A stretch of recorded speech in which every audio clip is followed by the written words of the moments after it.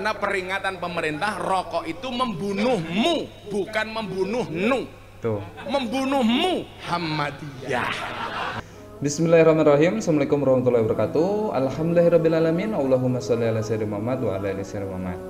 Alhamdulillah teman-teman, bagaimana keadaannya? Semoga dalam keadaan sehat selalu dan semoga kita semuanya selalu dalam lindungan Allah Subhanahu wa taala. Oke teman-teman, jadi pada video kali ini kita akan bahas beberapa video yang sempat viral pekan-pekan ini yang ada di TikTok, Instagram ataupun di YouTube. Video yang akan kita bahas ini adalah video yang datang dari salah satu pendakwah kondang yang ada di Indonesia.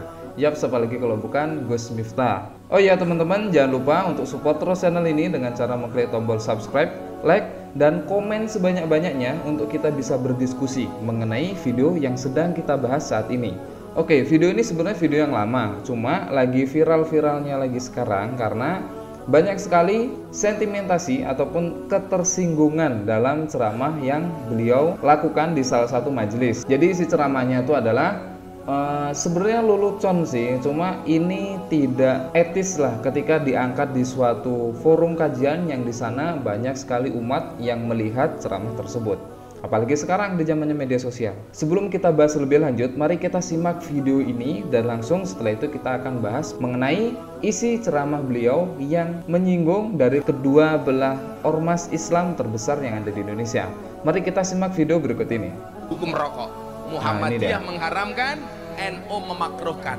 Tapi bagi orang NU, rokok bisa menjadi haram. Kapan? Ketika dirokok oleh orang yang punya penyakit jantung. Ketika ibu-ibu hamil, maka menjadi haram. Tapi selama tidak, makruh. Muhammadiyah haram. Gara-gara itulah saya mengatakan orang NU masuk surganya lebih dahulu dibandingkan Muhammadiyah. Kenapa? Karena imannya orang NU lebih kuat. Kenapa Muhammadiyah mengharamkan rokok? Karena Muhammadiyah takut dengan peringatan pemerintah, rokok itu membunuhmu. Sementara orang NU nggak percaya yang membunuh bukan rokok, tapi malaikat Israel alaihi salam. Tapi lah Muhammadiyah berdiri seukur pak. Karena peringatan pemerintah, rokok itu membunuhmu, bukan membunuhnu. Tuh. Membunuhmu Muhammadiyah. Oke, mari kita langsung bahas ya. Jadi sebenarnya ini beliau mengucapkan kalimat tersebut ini sebenarnya pakai lelucon, tapi ini bukan ranahnya lelucon karena ini berdiri di atas mimbar dan disaksikan berbagai macam elemen masyarakat yang ada di sana. Ya walaupun sebagian besar itu adalah kalangan dari Nahdlatul Ulama yang mendengarkan ceramah beliau, cuma ini menjadi sentimentasi antara kedua belah pihak ormas tersebut. Ini udah banyak sekali direaksi sama beberapa YouTuber dan juga banyak sekali dikritisi oleh beberapa tokoh-tokoh agama Islam yang ada di Indonesia. Bahwasanya ini memang tidak pantas diangkat di sebuah mimbar dan diceramahkan yang seolah-olah ini adalah guyonan. Karena kita tahu sendiri teman-teman, walaupun ini membahas tentang guyonan, cuma guyonannya ini lebih sensitif karena kita tahu sendiri teman-teman.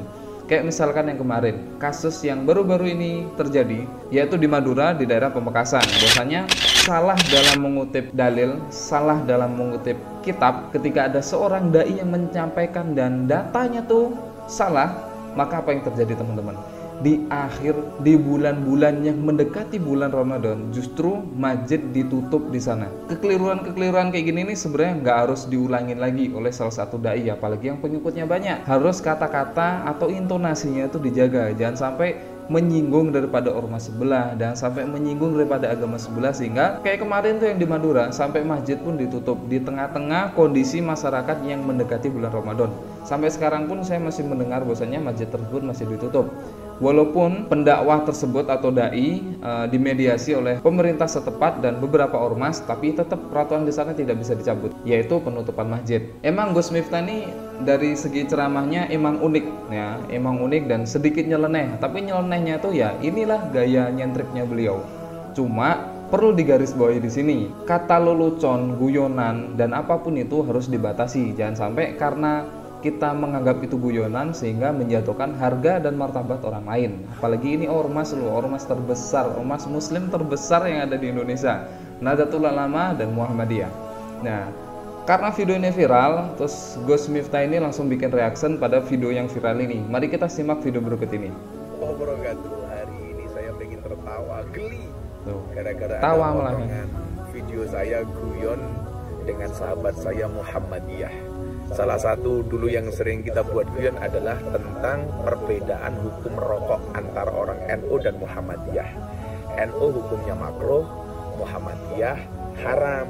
Nah, saya dulu guyon, kenapa Muhammadiyah mengharamkan rokok? Karena Muhammadiyah takut dengan peringatan pemerintah, rokok itu membunuhmu, bukan membunuhmu, membunuh Muhammadiyah. Maka dengan alasan itulah saya guyon, orang NU masuk surga lebih dahulu dibandingkan Muhammadiyah. Kenapa? Karena bagi orang NU yang membuat meninggal itu bukan rokok, tapi malaikat Israel alaihi salam. Nah, seolah-olah hari ini video itu beredar, saya mengatakan bahwa NU lebih dahulu masuk surga dibandingkan Muhammadiyah sebagai sebuah kepastian. Apa-apa kok diseriusi Thomas, mas? Uripmu nggak asik, kurang guyon gitu. Nah itu dia, sebenarnya nggak semuanya guyonan itu harus diangkat di suatu mimbar. Beliau ini bercanda dalam artian karena lingkupnya pribadi. Tapi kalau misalkan di atas mimbar, ini lingkupnya umum, masyarakat luas ini pasti akan menyaksikan dan pasti akan diupload di media sosialnya masing-masing dan pastinya akan viral. Kalau udah aja keluar daripada batasan-batasan umum, video tersebut pasti bakal viral, nggak mungkin nggak. Sehingga banyak sekali yang mereaksi video-video beliau. Ini ya alhamdulillah beliau berinisiatif cerdas dengan memberikan video klarifikasi, cuma tetap ini adalah sebuah kekeliruan yang harus diperbaikin. Dan untuk teman-teman yang lainnya yang pengikutnya Gus Miftah yang benar-benar ngefans sama beliau, tetap ingat teman-teman bahwasanya beliau ini juga manusia dan banyak sekali punya kesalahan sama pada kita juga. Sebaik-baik manusia adalah yang mau bertobat dan memperbaiki kesalahannya di hadapan Allah Subhanahu wa taala. Bukan maksud saya untuk menjudge Gus Miftah, bukan saya untuk menyalahkan Gus Miftah, enggak. Kita mereaction dan di sini kita akan membahas tentang pola pikir akal sehat mengenai kaidah-kaidah dasar dalam Islam, akidah dan tauhid. Karena Gus Miftah ini benar-benar kalau bisa bilang ya nyentrik dan nyeleneh gitu. Kita bisa tahu waktu itu ketika beliau berceramah di gereja katedral yang ada di Jakarta, itu benar-benar viral. Kok bisa nih yang katanya Gus ngerti agama kok malah masuk gereja dan langsung berceramah di sana. Nah, hukumnya kita masuk gereja itu teman-teman itu sangat tidak boleh karena di sana banyak sekali simbol-simbol kekafiran dari agama yang lain. Jadi kita emang nggak boleh lagi masuk ke dalam peribadahannya atau tempat ibadah agama lain karena kita takutnya ketika Allah mendatangkan azab di sana kita termasuk di dalam yang diazab seperti itu. Bukan kita membenci agama yang lain ya, enggak. Semua agama mengajarkan kebenaran, cuma kita harus percaya bahwasanya innad dina indallahil Islam. Sesungguhnya agama kita Islam adalah agama yang diridhoi oleh Allah Subhanahu wa taala. Dan karena ceramah beliau waktu di gereja katedral ini cukup viral, akhirnya beliau membuat lelucon lagi tentang akidah dalam syariat Islam. Kita simak lagi video berikut ini. Saya pernah viral tahun 2021. Nah, ini dia. Gara-gara saya ceramah kajian kebangsaan di Gereja Betel Indonesia Penjaringan Jakarta Utara. Yang saat saya pulang langsung diteriaki kafir di media sosial. Miftah kafir, ceramah di gereja.